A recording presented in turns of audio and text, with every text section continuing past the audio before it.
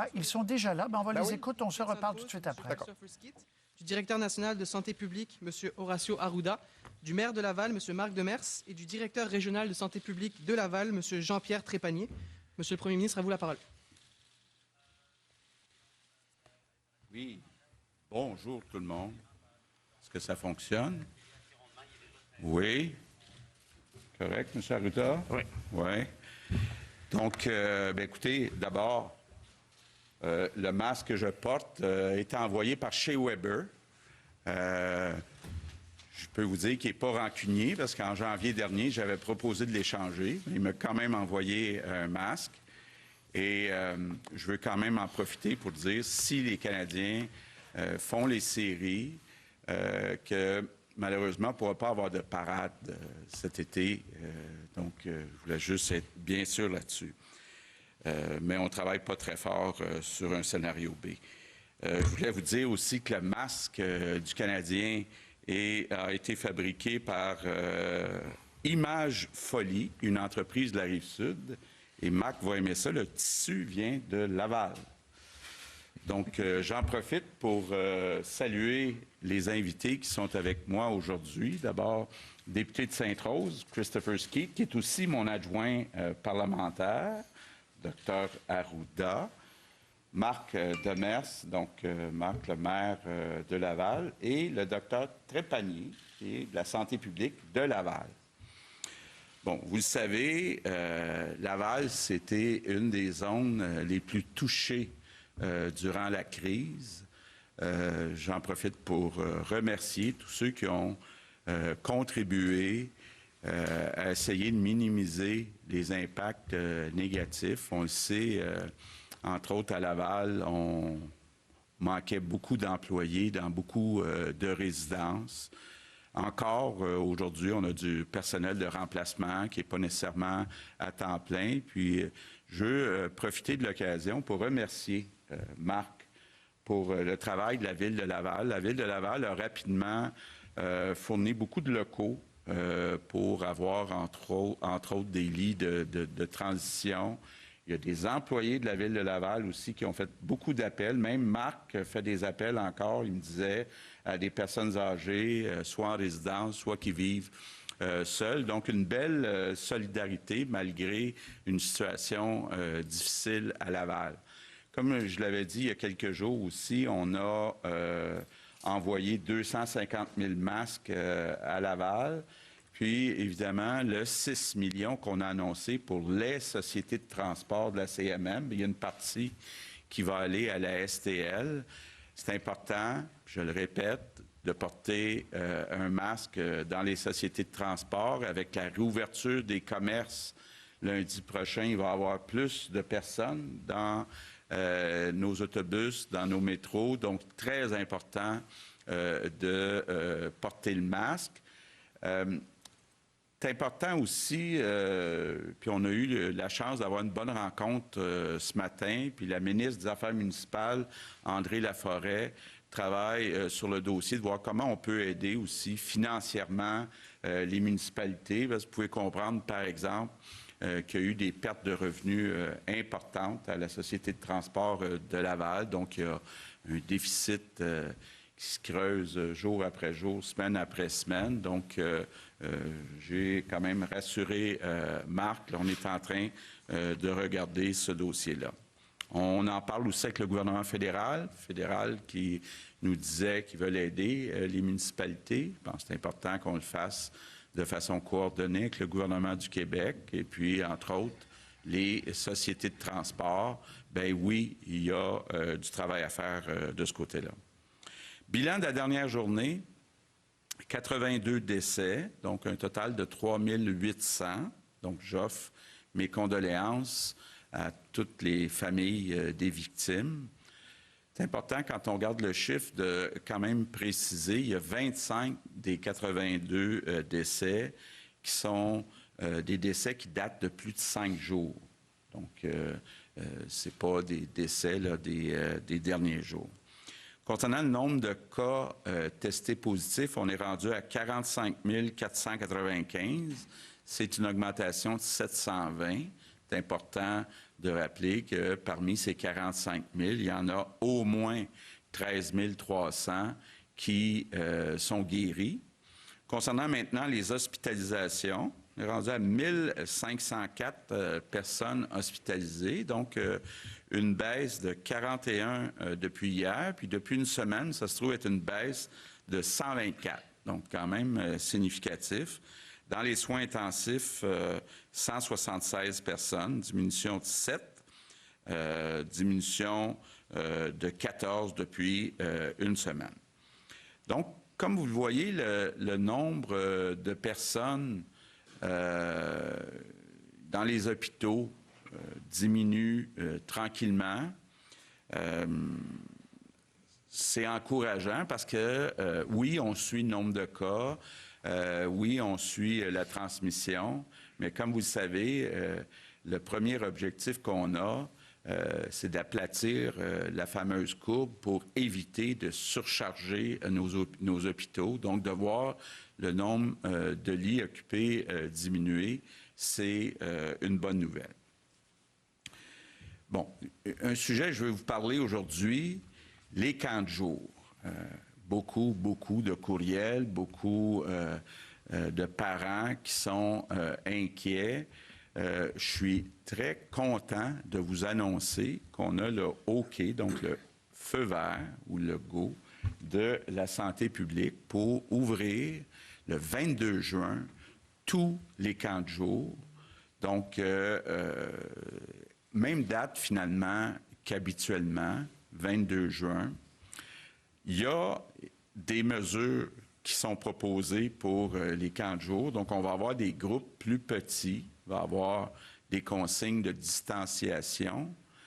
Ce que ça veut dire, c'est que là, on a un gros défi de recrutement de moniteurs et de monitrices. On va avoir besoin de plus de moniteurs et de monitrices pour aller travailler avec les enfants. Donc, je fais appel à tous les ados, les jeunes adultes qui auraient le goût de vivre une belle expérience, travailler tout l'été avec des jeunes. J'ai commencé dans mon entourage, entre autres Marguerite et Julien m'ont dit que si je nommais leur nom, qu'ils travailleraient cet été comme moniteur, monitrice, au lieu de recevoir la PCU. Donc, j'espère que ça va inspirer d'autres jeunes de s'inscrire. Là. Je fais vraiment un appel. Là. C'est important. On a des jeunes qui ne sont pas allés à l'école pendant un certain nombre de mois. On a besoin, les enfants ont besoin d'abord de se voir entre eux autres, mais aussi de bouger. Ça nous prend des moniteurs, des monitrices. Là. Donc, je lance un appel à tous les jeunes. Mes remerciements du jour, bien, je profite de la présence de Marc pour remercier tous les maires, toutes les mairesses, préfets, préfètes aussi, dans toutes les régions du Québec. Ça a été, jusqu'à présent, là, 10 semaines vraiment intenses. Et puis, je sais que plusieurs d'entre vous, vous avez travaillé 7 jours sur 7 à essayer d'aider, amener avec vous des bénévoles. Donc, je veux vraiment dire merci à tous les politiques dans les municipalités et tous les employés aussi des municipalités au Québec. Je termine en vous disant aussi que, vous savez, la crise n'est pas terminée. C'est encore difficile. Il y a encore beaucoup d'ajustements à faire. Tout n'est pas parfait. Je vois certains qui critiquent, là. Moi, je vous demande d'être indulgent. On vit une crise. Si je parle, par exemple, des CHSLD, bien, il y avait, avant la crise, on l'a dit souvent, des milliers de postes qui n'étaient pas comblés. C'est ajouté à ça des gens qui sont absents et on a des gens qui sont venus remplacer. Déjà, on avait beaucoup de temps partiel, mais là, on a des gens qui n'ont pas l'habitude, pas toutes les qualifications, ils font leur possible. Et donc, je demande à tous les Québécois de bien comprendre qu'on n'est pas dans une situation normale, puis d'être indulgents. de travailler en équipe, d'essayer de travailler sur des solutions au lieu de travailler sur des problèmes. Puis, c'est en équipe. Hein? Le Canadien, là, une équipe, ça doit travailler ensemble. Et c'est le bon moment de montrer que les Québécois sont capables de travailler ensemble. Puis si on travaille en équipe, bien, on va la gagner, la partie. On va la gagner, la partie contre ce virus. Donc, je compte sur tous les Québécois. Merci beaucoup. Few words in English. Quelques mots en anglais. Bonjour. Ce matin, j'ai eu une bonne rencontre avec le maire de Laval. La situation s'améliore à Laval, mais il nous faut demeurer vigilants. Une des façons de ce faire, c'est en portant un masque en public, en transport collectif. Surtout, c'est pourquoi nous avons offert 250 000 masques à Laval, justement pour l'usage dans les transports en commun. Nous finançons également l'approvisionnement de la ville. Beaucoup de gens se préoccupent des camps de jour pour les enfants. Je suis content de pouvoir vous annoncer que les autorités sanitaires du Québec nous ont donné le feu vert pour la réouverture des camps de jour le 22 juin. Bien sûr, ce sera avec les règles de distanciation, mais il est très important pour les enfants de jouer dehors, de jouer ensemble. Et j'encourage les adolescents et les jeunes adultes de devenir des moniteurs et des monitrices. Les villes en cherchent davantage et c'est une très belle expérience estivale. Donc, nous continuons de déconfiner graduellement, mais si jamais nous avons une flambée de nouveaux cas, il va falloir peut-être mettre la province sur pause. Personne n'en veut d'une pause. Et la meilleure façon de l'éviter, c'est de respecter les instructions sanitaires. Pour gagner ce combat, il nous faut jouer comme une seule équipe. Je compte sur vous tous et toutes. Merci. Sur ce, je passe la parole au maire de Laval. Marc, c'est à toi. Merci. Alors, bonjour à tous. Mes salutations, Monsieur le Premier ministre, Dr. Arruda, à mon collègue Christopher Skeet et évidemment Dr. Trépanier, directeur de la santé publique à Laval. En date d'hier, 4 950 personnes sont confirmées à Laval avec un diagnostic, dont 475 décès.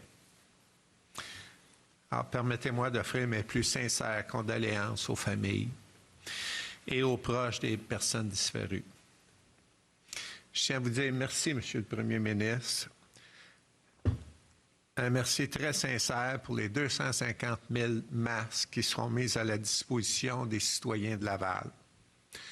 Nos équipes sont à l'œuvre pour établir un plan de distribution de ces masques-là en collaboration avec les organismes communautaires pour venir en aide à la population la plus vulnérable de Laval.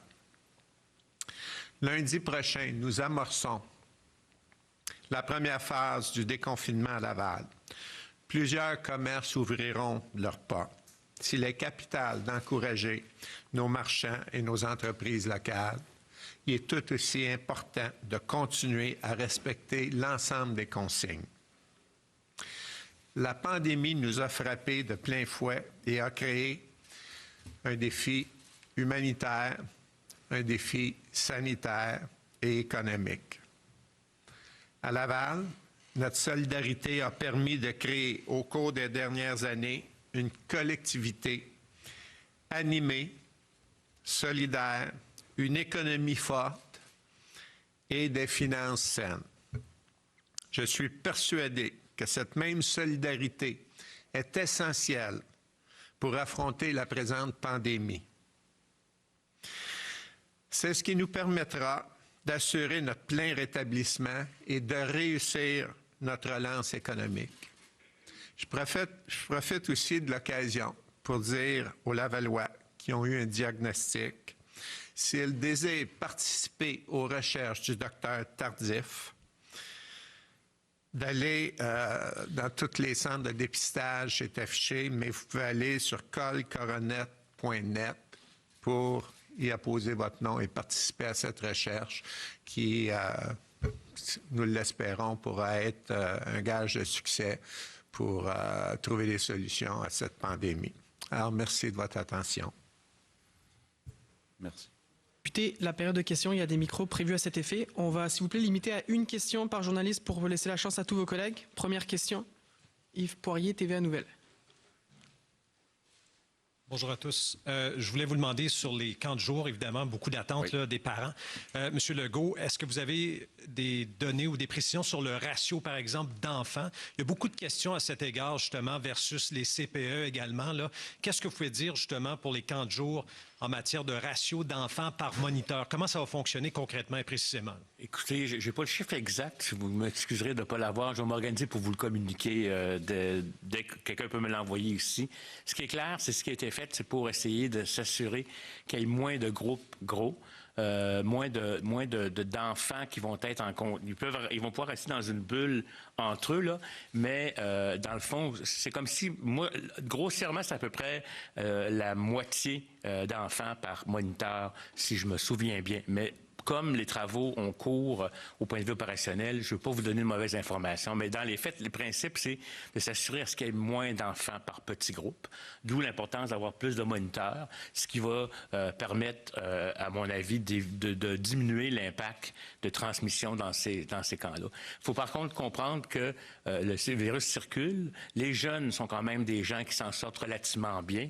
Fait que quelque part, ça ne veut pas dire parce qu'il va y avoir des cas dans un camp de jour que ça va être la catastrophe. Là. Je voudrais ça aussi que les gens comprennent que ça fait partie aussi de la reprise de la vie, mais on va surveiller, bien entendu, de très près des choses. Puis quand il y aura des cas, bien, il y aura des enquêtes, puis il y aura une prise en charge de ces groupes-là. Juste une question rapidement. Quand on pense camp de jour, on pense à piscine publique, parce que ces jeunes, il fait chaud, veulent aller à la piscine du secteur, du quartier.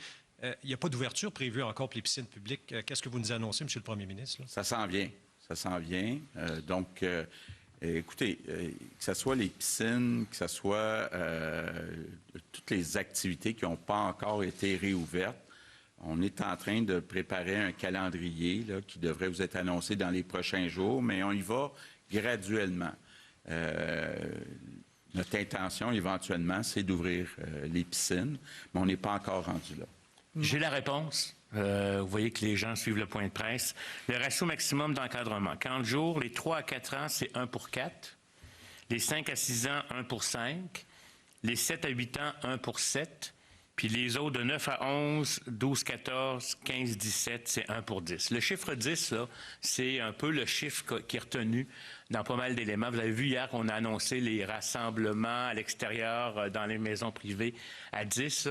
C'est fait. Mais pour les plus petits, compte tenu que ça prend plus de moniteurs, pour les plus petits, c'est 1 à 4, 1 à 5, 1 à 7. Marco Bellarcino, Le Devoir. Oui, bonjour à tous. Monsieur le Premier ministre, qui visiez-vous en disant que certains passent leur temps à chercher des problèmes plutôt que des solutions? Et c'est quoi les risques de voir les Québécois ne pas jouer en équipe au cours des prochaines semaines? Non, je ne disais pas personne en particulier, mais bon, j'entends des critiques, là. Puis, c'est quoi les risques que les Québécois ne jouent pas ensemble au cours des prochaines semaines? Bien, c'est important d'abord de suivre les consignes, donc être à 2 mètres, porter le masque, surtout dans les endroits publics où il y a beaucoup de monde, en particulier dans le transport en commun. C'est important de se protéger, mais aussi de protéger les autres.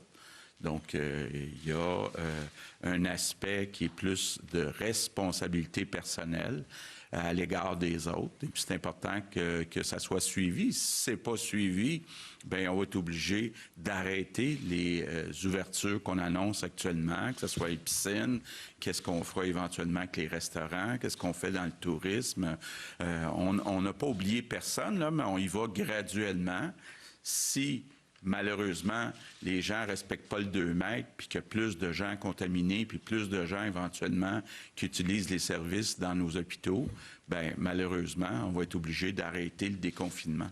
Il y a des gens dans la région d'Oka qui craignent la propagation du virus, qui empêchent les gens d'aller visiter le parc national, qui font aussi des points de contrôle dans la communauté. Est-ce que vous tolérez cette situation-là? Bien, on discute. Je comprends là, que certaines nations, des représentants de nations autochtones, soient inquiètes de l'éventualité d'être infectés par des gens qui viendraient de l'extérieur dans le parc à Oka.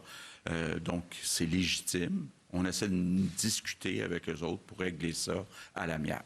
On va passer à Annie Guillemette, le Cogeco. Bonjour. Monsieur Trudeau, ce matin, a parlé des camps de vacances, parce qu'il y a énormément d'enfants qui fréquentent des camps de jour, mais il y en a plein aussi qui vont au camp de vacances pendant que leurs parents sont au boulot. La problématique est très différente parce que les gens dorment là dans des dortoirs souvent assez peuplés. Merci. Qu'est-ce qu'on va faire du côté du Québec pour cet été-ci? Il y en a déjà qui ont annoncé des fermetures. Bon, on n'est pas là. C'est à peu près la même situation que dans les hôtels, là. Moi, j'aimerais ça, éventuellement, que les Québécois, qui probablement iront pas voyager dans d'autres pays, bien, en profitent pour visiter notre beau Québec puis les belles régions du Québec. Mais ça suppose, encore une fois, d'y aller graduellement, de mettre des consignes dans les hôtels. C'est la même chose dans les camps de vacances quand les jeunes couchent sur place. Donc, on n'est pas rendu là, mais j'espère bientôt être rendu là. Est-ce que vous pensez que la saison va être donc amputée assurément? Ou... Bien, écoutez, ça dépend quand vous voyez le début de la saison. C'est sûr là, que ça ne sera pas au début juin. Donc, est-ce que ça sera à fin juin? Est-ce que ça sera au mois de juillet? Ça va faire partie des discussions avec le Dr Arruda et les responsables de la santé publique. Monsieur le Premier ministre, si vous me permettez. Oui. J'aimerais ça que les gens comprennent qu'on déconfine. On donne des prescriptions claires sur les méthodes à prendre, c'est comme si vous comprendrez que les prochaines étapes vont être très dépendantes du succès de celles-ci. Donc, si vous voulez, je ne sais pas si vous comprenez, c'est comme si je vous donne un traitement d'antibiotiques ou un traitement pour le cancer de chimio, parce que je vais vous dire, je compare cette maladie-là à un cancer qui tue toute notre économie, puis c'est vraiment un virus effroyable. Je vous le dis, je trouve ça effroyable.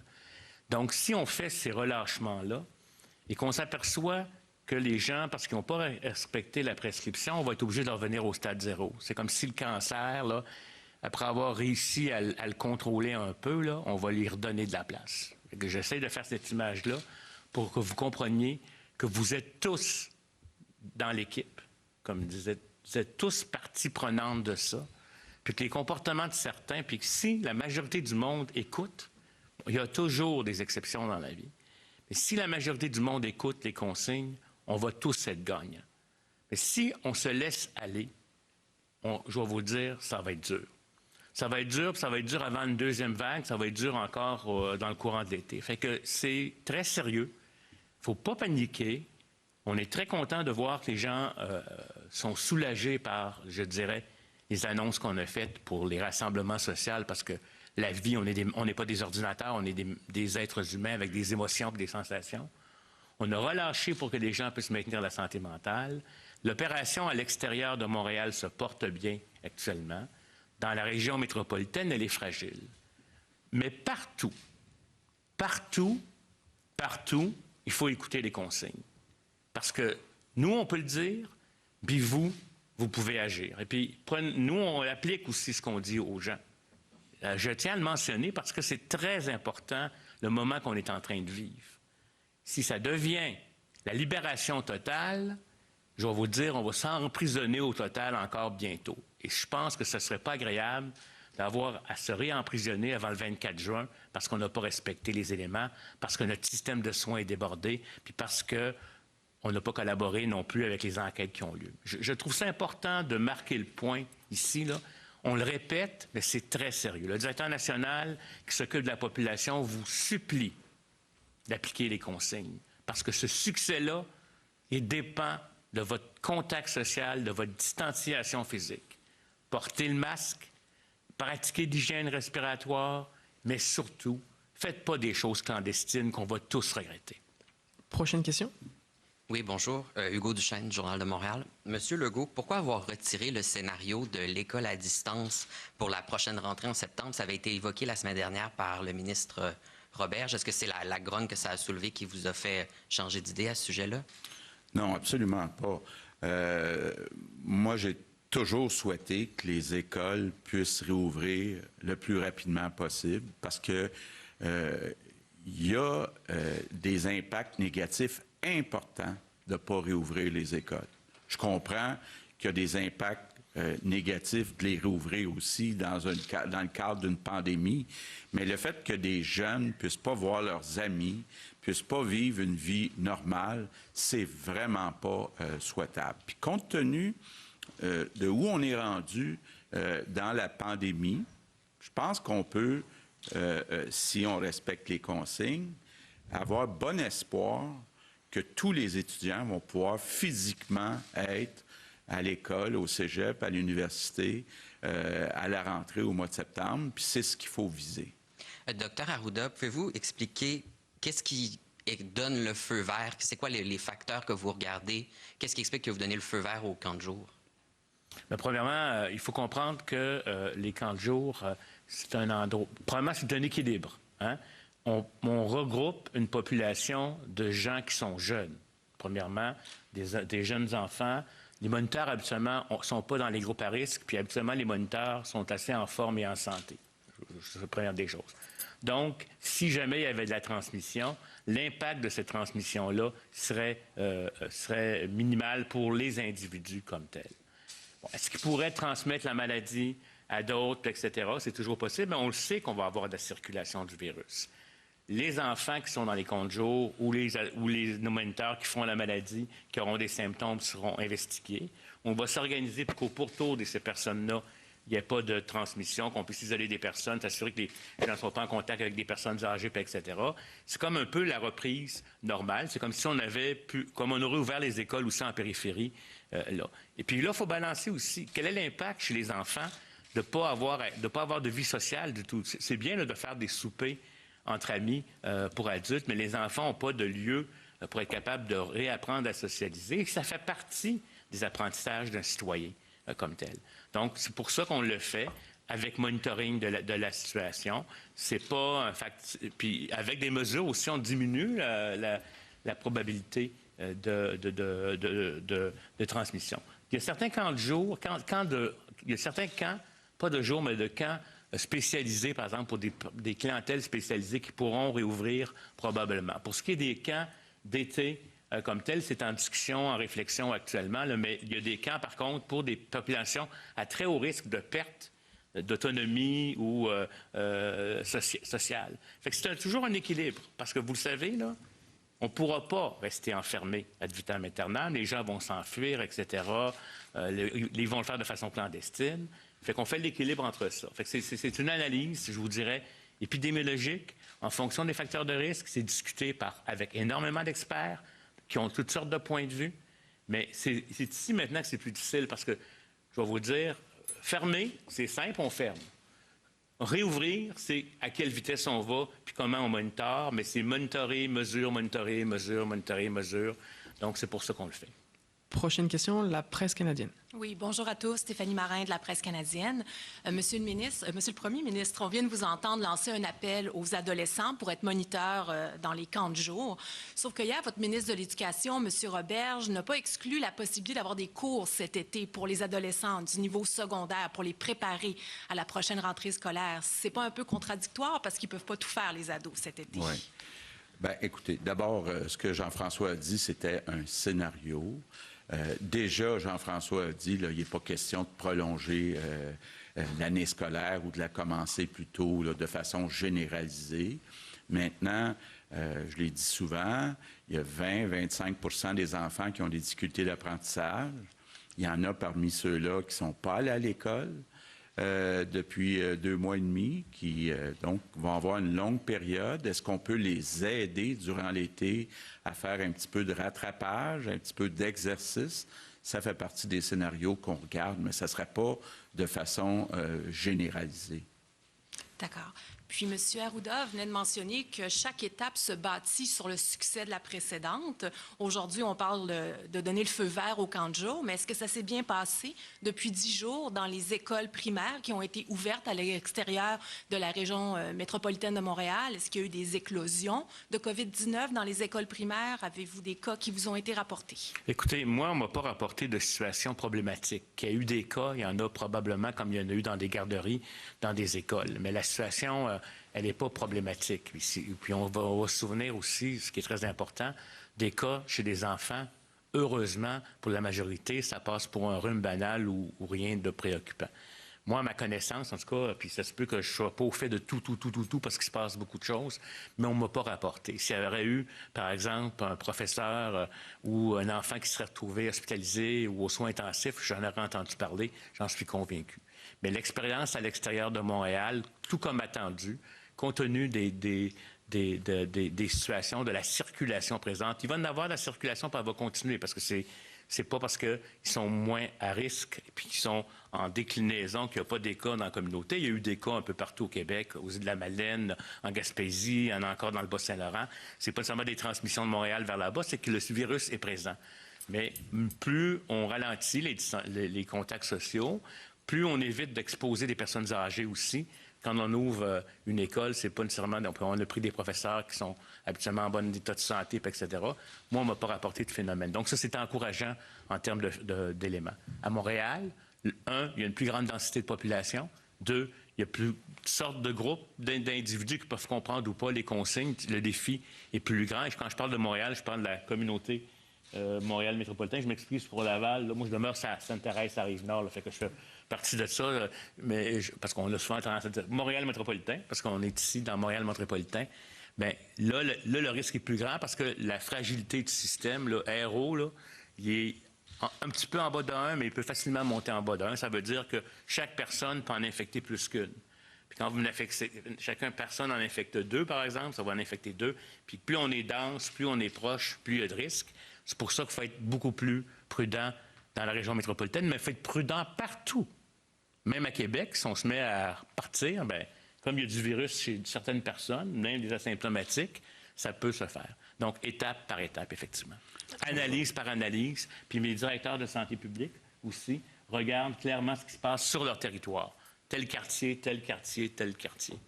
Je peux vous dire, j'ai parlé avec Jean-François Roberge, le ministre de l'Éducation, hier, puis il me disait là, que c'était au-delà de toutes nos attentes, comment ça a bien été. Donc, c'était un vrai succès.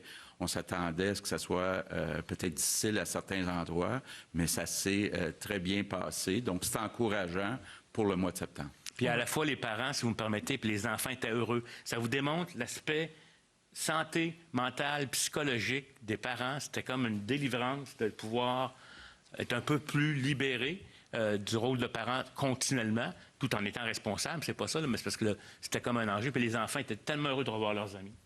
On va prendre la prochaine question. Le temps file. Kathleen Lévesque, La Presse.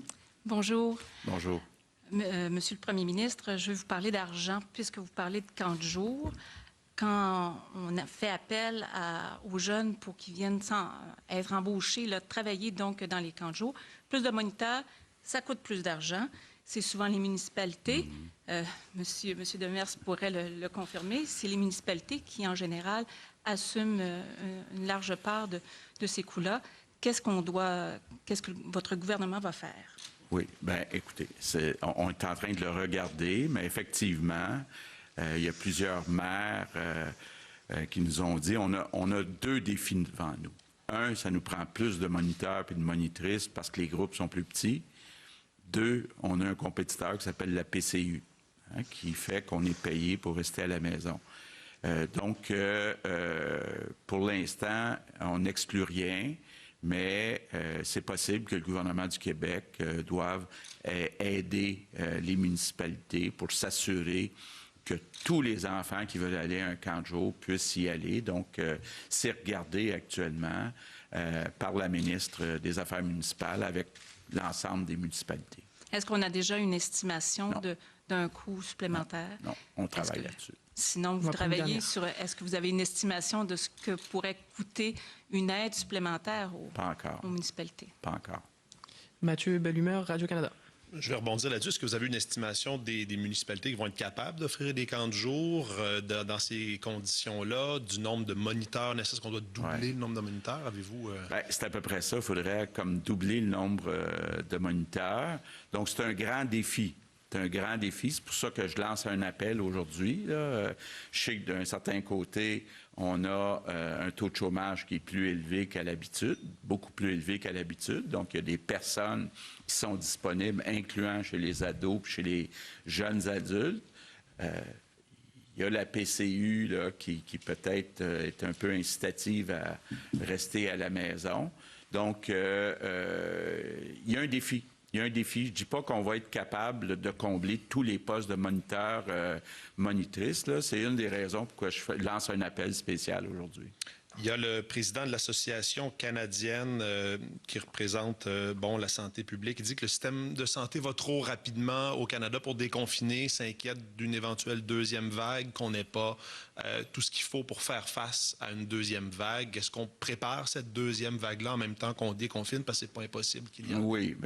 Cet après-midi, vous savez que j'ai rencontré les PDG des 6 de la grande région de Montréal. Cet après-midi, j'ai une rencontre juste avec le PDG du 6 de Laval à Laval.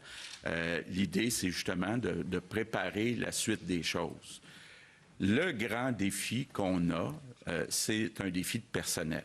On le sait, puis je l'ai dit souvent, là, si on prend, par exemple, vous voulez avoir un chiffre, là, le budget de la santé pour l'année 2019-2020, donc pour l'année finissant le 31 mars 2020, il y a plus de 500 millions de dollars qui n'ont pas été dépensés par le ministère de la Santé. Ça veut dire quoi? Ça veut dire concrètement, il y a des milliers de postes qu'on a affichés pour améliorer les services dans les CHSLD, dans les soins à domicile, dans les hôpitaux, des postes qu'on n'a pas réussi à combler. C'est là qu'est venu notre grand problème, c'est qu'on est entré dans la crise avec déjà des milliers de postes de pas comblés dans le réseau de la santé. C'est ajouté tout l'absentéisme. Il y avait déjà un problème aussi où la moitié des employés du réseau de la santé travaillent à temps partiel. Donc, quand on dit, par exemple, qu'on souhaite avoir une continuité dans un CHSLD, des équipes dédiées, bien, c'est beaucoup plus difficile d'avoir des équipes dédiées quand on a beaucoup de temps partiel. Donc, le défi qu'on a pour se préparer à une deuxième vague, c'est de rapidement augmenter d'abord les incitatifs financiers, les salaires qu'on paye à certains groupes d'employés, et de faire du recrutement et de préparer à essayer d'avoir le plus de personnel possible. Puis honnêtement, on n'a pas encore relevé ce défi-là. On a actuellement 10 000 employés qui viennent de Je contribue, là, donc des gens qui sont nouveaux, pas nécessairement qualifiés. On a encore 1000 soldats.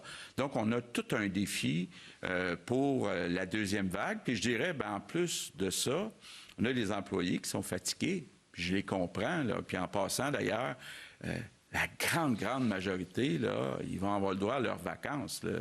Il y a des cas, là, c'est du gros bon sens, où dans une zone chaude, dans les quelques zones chaudes qui restent, bien, c'est sûr que c'est pas l'idéal de prendre des vacances demain matin, mais on espère dans quelques semaines que même dans les zones chaudes, on va pouvoir donner des vacances. Puis déjà, 90% et plus des personnes vont pouvoir prendre leurs vacances de façon régulière. Mais s'il arrive une deuxième vague, est-ce qu'on est prêt?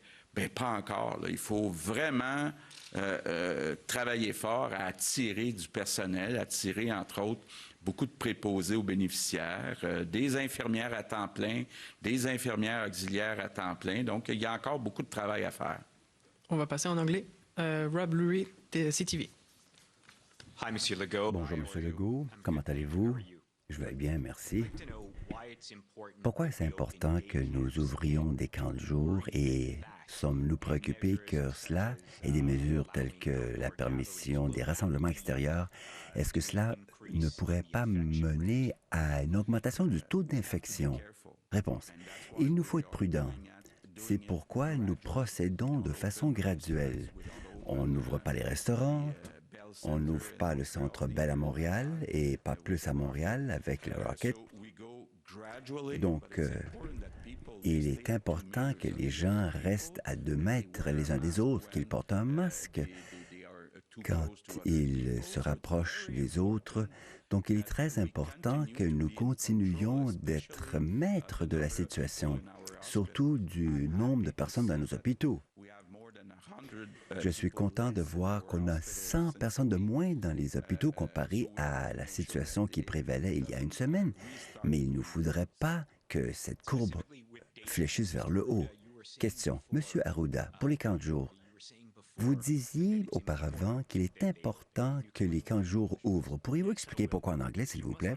Réponse. Oui, bien sûr. Vous devez comprendre que les camps de jour, c'est pour les jeunes. Les enfants et les moniteurs aussi, ce sont des jeunes. Donc, nous savons que ce virus en est un qui est terrible, mais il s'attaque surtout aux gens plus âgés et aussi ceux qui ont des maladies sous-jacentes. C'est vrai que cela peut frapper quelqu'un qui a 25 ou 45 ans, qui est en bonne santé, mais c'est rarissime. Les enfants doivent être déconfinés. On a vu des ouvertures pour les adultes, mais rien pour les enfants. Cela fait partie du développement. Nous ouvrons des écoles, nous ouvrons des maternelles à l'extérieur du Québec, et chacun est heureux, chacun est content. La dépression est à la baisse. Ça fait partie de la vie. Et aussi, ce que nous avons annoncé hier, les 2 foyers qui partagent un repas avec 10 personnes en respectant les 2 mètres entre les 2 familles, c'est déjà quelque chose qui se passe. Il faut comprendre que nous pourrions même dire que cela ne se passe pas, mais cela se passe. Et avec ces règles, nous aurons un meilleur effet que si c'était fait de façon clandestine, car au moins nous pourrons savoir qui s'est rendu où, et si c'est clandestin, les gens ne le diront pas, n'est-ce pas? C'est jamais une enquête sur la localisation de cas. Donc, il y a aussi le problème de la dépression, de l'humeur, car il n'est pas vrai qu'on peut confiner quelqu'un, confiner une société pour des mois sans impact. Et parfois, ces impacts peuvent être plus élevés que les risques de la maladie due à la COVID. Complément de réponse. Il est également important pour les parents parce que c'est agréable d'être moniteur. Pendant une fin de semaine, jouer au tennis avec les enfants de 3, 4 ou 5 ans. Mais c'est différent quand ils ont 20 ans. C'est agréable pour un week-end, une fin de semaine. Mais pour certains parents, c'est important que les enfants partent de la maison pendant la semaine, vous savez. Question pour M. Demers. Pourriez-vous nous dire pourquoi la situation est si préoccupante à Laval? Qu'est-ce qui a mené au taux d'infection plus élevé là-bas? Réponse. Pour l'instant, je ne suis pas en mesure de répondre à votre question. Mais dans mon ancien emploi, ce que j'ai appris, c'est que nos objectifs devraient être de nous assurer que nous ayons moins de victimes, le moins de victimes possible, et nous assurer aussi que nous aidons chacune qui est en difficulté. Et plus tard, nous allons essayer de comprendre pourquoi les choses se sont passées comme elles se sont passées, et si on a des chiffres qui seront comparables aux autres juridictions. J'étais policier et je m'occupais de bien des urgences pendant 30 ans. La première chose, c'est de s'assurer que chacun qui est blessé ou en difficulté ait fait l'objet de notre attention. Et je pense que c'est l'objectif qui nous occupe maintenant. Et plus tard, je pense que le gouvernement devra s'occuper de l'analyse approfondie de ce qui est arrivé. Moi, je peux vous dire que Laval est près d'un aéroport. Laval a beaucoup de gens qui se déplacent à l'étranger, car nous avons beaucoup de gens à Laval qui arrivent d'un grand nombre de pays. Je pourrais vous dire que l'espérance de vie est de 3 à 4 ans vulnérables à la COVID. Beaucoup de facteurs peuvent concourir, mais on a besoin d'une analyse scientifique pour arriver à des conclusions solides. Et je crois que ce n'est pas le moment approprié. Prochaine question. Les camps de jour. Quelles sont les mesures à adopter par les enfants et les moniteurs? Devront-ils porter des masques? Quelles sont les mesures selon vous? Et que fera la province si ces mesures ne peuvent pas être respectées? Parce que les jeunes ne les respectent pas tout simplement ou c'est un manque de personnel pour respecter le ratio? Réponse. Je pense que nous ferons de notre mieux pour que les ratios soient respectés. Et je pourrais vous dire qu'il y a même des gens qui disent que si les enfants sont affectés, comme ils ne sont pas vraiment à risque, cela pourrait être une bonne chose. On n'est pas dans ce scénario-là. On voudrait abaisser le taux d'infection. On ne peut pas garantir 0 cas. Les enfants pourraient être infectés à la maison. Ça va être très difficile de le dire, mais moi, je dirais que ça sera des bulles, n'est-ce pas, qu'ils ne se mélangeront pas avec d'autres bulles. Ils devront jouer entre eux. Il va falloir trouver une façon de limiter les contacts entre les enfants. Il y aura plus de distance, des jeux où la distance est peut-être plus normale. On ne demandera pas aux enfants de porter le masque, quand même. Je pense que c'est comme un environnement familial, des petites familles, des petites grappes familiales pour minimiser le risque. Il y aura de l'hygiène des mains, bien sûr, ça sera très important, mais je pourrais vous dire que si quelqu'un pense qu'il y aura 0 cas dans tous les 15 jours, je crois que c'est impossible comme objectif. En même temps, l'impact des cas va être bien faible. Et si nous pouvons adopter ce modèle pour les écoles, ce serait intéressant. Pour les 4 jours, nous savons où ils sont, pourquoi ils sont là, ils sont ensemble. Nous savons que c'est une bonne façon de transmettre les infections. Quand il y a une maladie contagieuse ou si vous avez des poux dans les cheveux, il y a souvent des épidémies dans les écoles. D'aucuns disent c'est bien, ils peuvent tomber malades, il reste 2 semaines et ils ne reviennent pas. Mais nous ne sommes pas rendus là. Il va falloir en discuter. Par conséquent, je pense que les parents peuvent envoyer leurs enfants, surtout s'ils ne sont pas malades déjà et si leur système immunitaire est solide. Si votre enfant est malade, c'est pas la même chose, mais s'il est de bonne santé, je pense que les mesures que nous allons prendre vont équilibrer les risques de façon appropriée. Question pour le Dr Trépanier.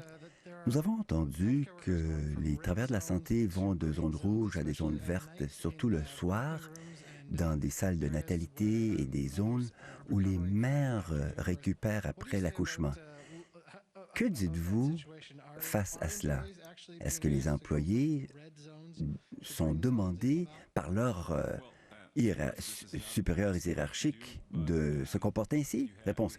Ce n'est pas la meilleure chose, mais je dois dire que ce n'est pas la responsabilité de la santé publique de prodiguer des conseils précis aux différents secteurs de la santé. Il y a des différences, par exemple, entre un hôpital et les soins de longue durée. Et il faut en tenir compte. Mais ce n'est pas un conseil de la santé publique qui est pertinente ici. Question. Monsieur Legault, il y a quelques jours, votre gouvernement a dit que malgré le taux des décès à Laval, l'éclosion est maîtrisée. Et les CHSLD ont vu 1 sur 7 comme taux de décès. Comment voyez-vous cela et vous le qualifiez de situation maîtrisée? Comment est-ce possible? Réponse. Écoutez, il y a le nombre de cas, deuxièmement, le nombre de personnes hospitalisées et troisième, le nombre de décès. Par conséquent, maintenant, ces chiffres-là sont à la baisse. Pas assez rapidement, mais assez pour dire que nous ouvrons graduellement et nous allons permettre aux gens un retour à une vie un peu plus normale. Docteur Arruda, vous avez dit que les piscines vont graduellement rouvrir. À quel point ce serait dangereux selon vous? Réponse. Tout ce que nous allons faire sera différent. D'accord? Chaque endroit aura des mesures d'hygiène. Chaque fois qu'on peut avoir la distance, on voudra l'avoir. Quand on peut réduire le nombre de personnes dans un seul endroit, eh bien, ce sera aussi une décision qu'on va prendre. L'accès aux piscines ne sera pas comme avant, avec un tas de gens dans l'eau en même temps. Ce serait une meilleure façon de se servir de la piscine. Avec une limite de temps, vous ne pouvez pas rester 6 heures, parce que si vous restez 6 heures, quelqu'un d'autre ne pourra pas aller dans l'eau. Donc, nous sommes en train d'analyser cela et nous travaillons avec les gens qui comprennent. Il y aura des problèmes pour les douches, par exemple. Tout cela sera analysé, on va s'adapter, on va voir où on peut adopter des changements pour abaisser le risque. Le risque ne pourra jamais être éliminé. C'est pas que, en allant à la piscine, vous êtes garanti d'attraper le virus, mais ce n'est pas 0 non plus comme risque. Donc, tout dépend de la taille de la piscine. On va calculer la densité de personnes qui peuvent être dans la piscine en même temps pour respecter le 2 mètres, par exemple. Et aussi pour offrir l'accès à plus de gens, les plages horaires seront élargies, mais le séjour par personne sera un peu raccourci également. Voyez-vous, alors il y a un tas de facteurs sur lesquels on travaille. Nous travaillons avec des experts et des gens du terrain. Prochaine question. Bonjour. J'ai 2 questions de la communauté chinoise. Premièrement, les tests et les masques. Après avoir augmenté la capacité de dépistage, les données montrent que le nombre d'infections était plus bas. Nous avons entendu de différents médias que certains pays, tels que l'Angleterre, l'Espagne, avaient un taux élevé de dépistage qui donnait des faux résultats. Donc, le dépistage chez les enfants peut dénaturer les données et peut influencer les politiques sanitaires autour de la pandémie. Dr Arruda, Monsieur Legault, pourriez-vous expliquer un peu davantage sur l'information quant au dépistage? Est-ce que vous parlez du dépistage chez les enfants? Notre stratégie, savez-vous, elle n'est pas fondée sur le dépistage chez les enfants, à moins qu'il y ait des éclosions ou des situations particulières avec un grand nombre de cas. Donc, on pourra faire du dépistage chez les enfants. Mais le dépistage en soi, quand on compare nos résultats au Québec, comme à l'Angleterre ou même la Chine, il y a des technologies différentes. Il y a des tests qui ont des sensibilités différentes à la présence du virus, par exemple. Au Québec, on détecte beaucoup. Il est très sensible.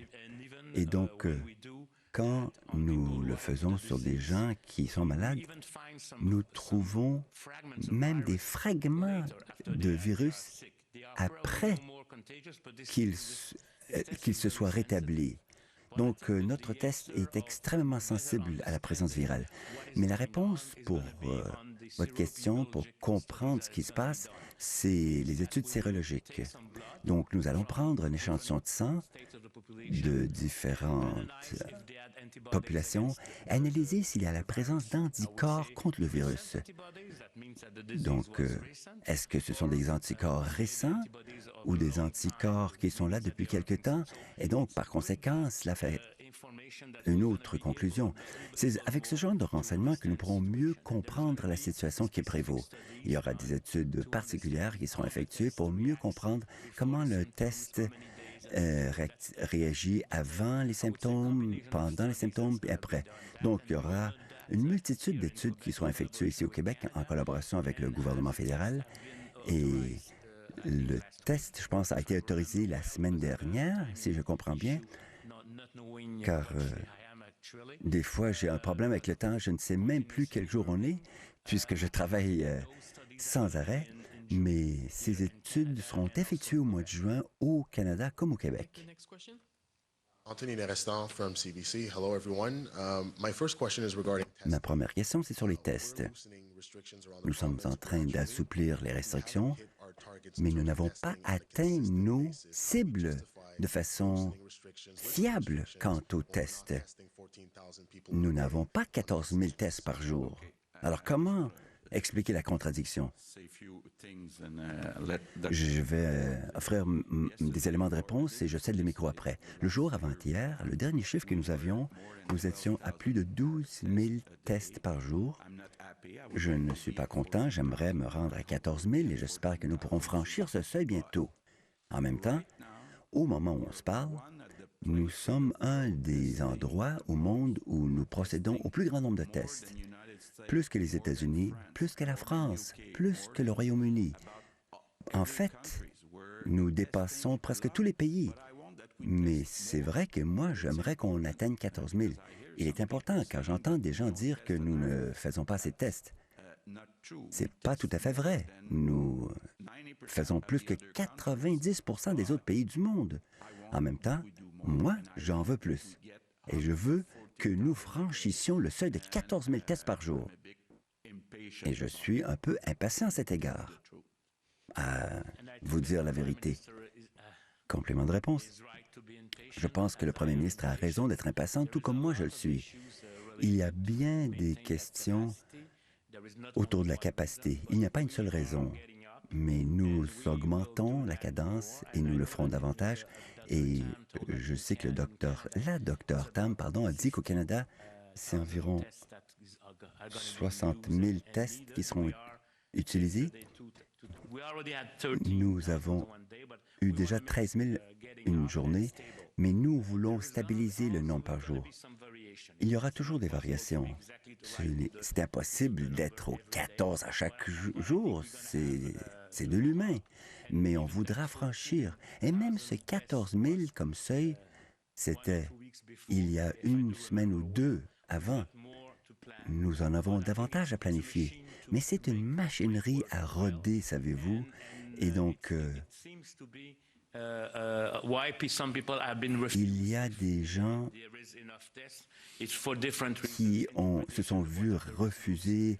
Ça dépend de l'interprétation de quels groupes sont plus à risque que d'autres. Et il y a aussi la séroépidémiologie qui va prêter main forte et nous aurons une meilleure compréhension de ce qui se passe au Québec. Parce que le test, c'est important pour trouver les cas et les gens qui sont symptomatiques ou asymptomatiques, mais la sérovirologie, ça, c'est vraiment un autre enjeu. On peut découvrir qui a été infecté il y a 1 mois, il y a 2 mois, il y a 3 mois. Dernière question. Il y a de plus en plus de gens qui demandent que les travailleurs de la ligne de front, qui sont également des demandeurs d'asile, puissent rester au Canada. Pourquoi ne vous prônez pas cette approche-là? Et qu'en pensez-vous vous-même sur le plan personnel? Réponse. Pour compléter sur les tests, donnez-moi une seconde, j'aimerais être bien compris. Le Québec est la province qui teste le plus. Plus que l'Ontario, plus que l'Alberta, plus que la Colombie-Britannique. Bien sûr, par habitant. Maintenant, quant aux demandeurs d'asile, il y a 2 sujets distincts. J'aimerais être bien compris. Je suis très content du travail qui est fait par certains d'entre eux dans nos résidences. Nous en avons besoin. Nous sommes chanceux de les avoir. Donc, c'est très bien. En même temps, le choix de devenir un immigrant, c'est une décision prise par le gouvernement fédéral. Ça, c'est le premier point. Deuxièmement, je comprends qu'il nous faut être prudents. On ne peut pas dire que les gens qui traversent la frontière à Roxane ou ailleurs à demander un statut d'immigrant, par exemple, on ne peut pas ouvrir la porte ainsi de dire si vous venez de façon illégale, si vous trouvez un emploi, ça va, on va vous accepter comme immigrant. Ce n'est pas ainsi que cela fonctionne. Il y a des règles à suivre. Il y a des règles à suivre pour les gens qui veulent devenir des immigrants en bonne et due forme. Et il y a des règles pour les gens qui régissent les demandeurs d'asile. Quant à leurs droits, dans le pays d'où ils arrivent. Donc, on n'a pas à mélanger tous ces dossiers. Ces 2 dossiers bien distincts. Alors, je pense qu'il est important de respecter les règles. Toute dernière question.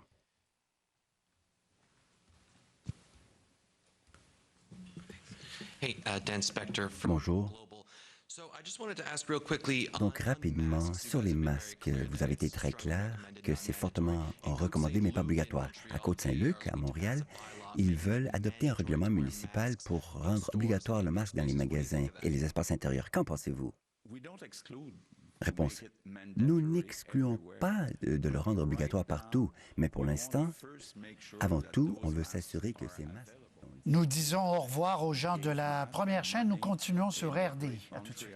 Nous voulons nous assurer d'avoir la possibilité d'acheter des masques pour en distribuer gratuitement aux gens qui ne peuvent pas, pour toutes sortes de raisons, acheter un masque. Donc, avant tout, il nous faut avoir les masques en bonne disponibilité. Deuxièmement, jusqu'ici, nous avons été chanceux de voir que les Québécois et les Québécoises respectent les règles. même si le masque n'est pas obligatoire. Car quand vous rendez quelque chose d'obligatoire, cela veut dire que vous devez avoir de la police qui vérifie, qui donne des sanctions, des contraventions. Combien allons-nous? C'est tellement plus facile si les Québécois et les Québécoises acceptent de suivre les recommandations. Sinon, nous n'excluons pas la possibilité de le rendre obligatoire. Rapidement, sur les camps, un directeur de camp a dit qu'avec le changement en ratio, il va falloir qu'il loue beaucoup plus d'espace et ça va être beaucoup plus cher pour l'administration du camp. Est-ce que vous avez l'intention d'offrir une aide financière avec ces coûts supplémentaires? Réponse. Nous examinons le dossier. C'est que nous savons que ça va être plus cher. Premièrement, les groupes par moniteur vont être réduits, n'est-ce pas? Donc, le ratio sera différent. Cela se traduit par un plus grand nombre de moniteurs. Et deuxièmement, nous avons cette compétition, entre guillemets, contre la prestation d'urgence du Canada. CERB? CERB, CERB? CERB, anyway. Donc, le 2 000 $ par mois ou le 1 250 qui est offert aux étudiants par M. Trudeau, bien sûr, il nous faut être en concurrence avec ce montant d'argent pour convaincre les gens de 14, 15, 16, 17, 20 ans pour travailler comme moniteur. Tout probablement, il va falloir investir davantage d'argent pour s'assurer que les camps de jour puissent être disponibles pour tous les enfants. Et je pense personnellement qu'il soit très important que ces camps existent. Important pour l'activité physique, pour la socialisation, l'interaction entre pairs pour les jeunes. Je pense que c'est important que nous les ayons et nous sommes ouverts à en financer une partie. Alors, les parents ont déjà inscrit au calendrier le 22 juin prochain ouverture des camps de jour